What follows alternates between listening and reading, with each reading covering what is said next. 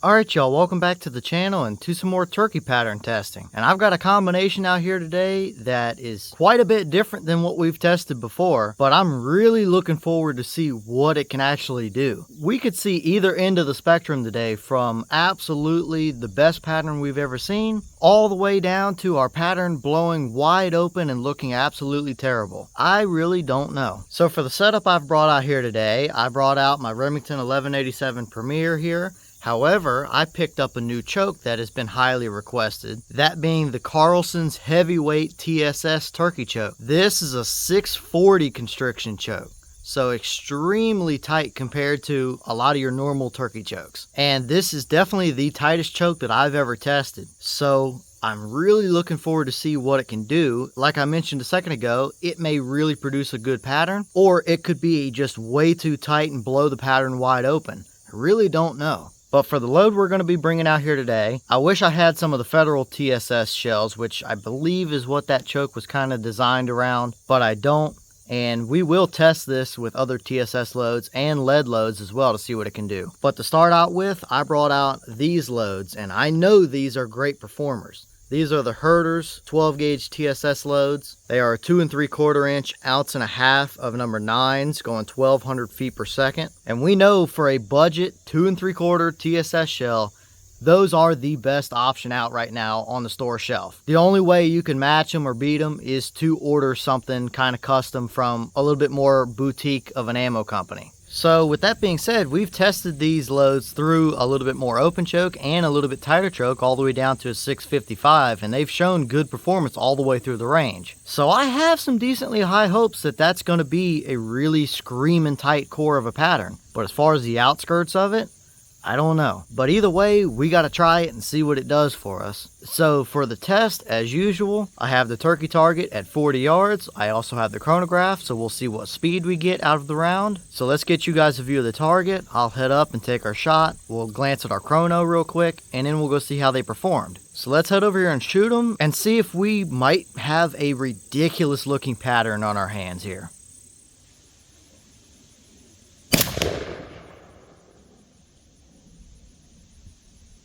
Alright, so that round gave us 1342 through the chronograph. The box was calling for 1200, and we're definitely quite a bit faster than that, but that's not unusual for what we've seen out of those shells through this gun. It seems like they're roughly 150 feet per second faster than what the box is claiming through this particular shotgun. So nothing out of the ordinary here, but how did they actually do downrange? Let's go check it out and see.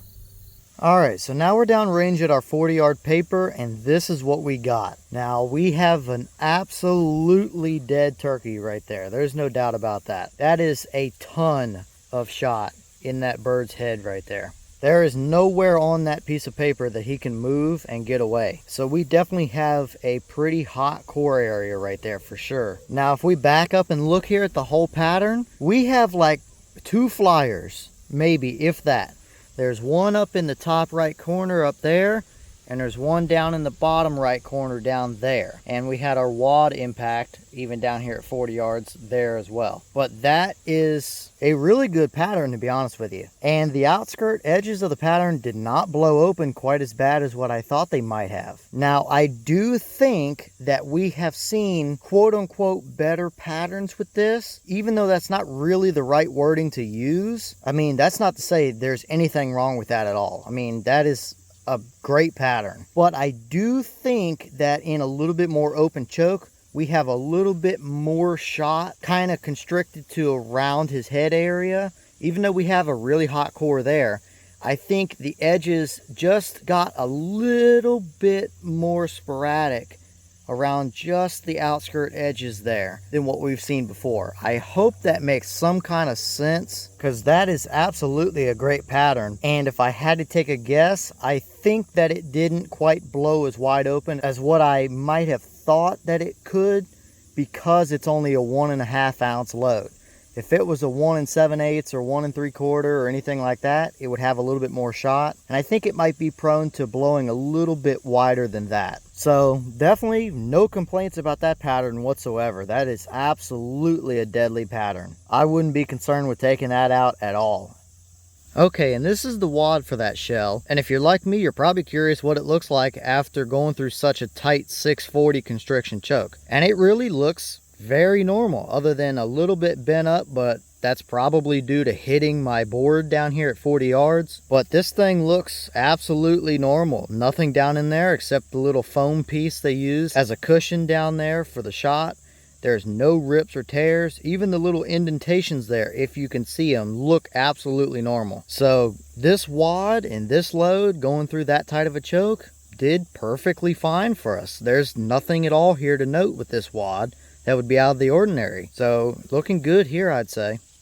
All right, y'all. Well, what did you think about that performance? I had both suspicions and high hopes, if that makes any kind of sense, going into this test. I was hoping that it would be a really good performer, and clearly we have a really good pattern there. But I also had suspicions that it might blow the edges of the pattern open, and I really don't think we saw that here. Like I tried to kind of explain earlier, I think we might have seen a little bit more preferably even patterns, potentially, if that makes sense, in the past through some other chokes that are a little bit more open, but there is absolutely nothing wrong with that pattern. So what do you guys think about it, and did you expect that performance, or were you kind of like me and thinking that it might be a little bit too tight? And have you used one of these chokes? And if so, what shells do you use through them? Leave a comment and let me know. And with that being said, I've got a bunch more stuff to test, so I'm going to jump back to it. So stay tuned, because we've got plenty more stuff coming. And I should mention, we now have an Instagram for the channel as well. I'll leave the link in the description for that. So if you want to follow along and get sneak peeks and updates and things like that, that's where you want to go to. So on that note, I'm going to get back to it,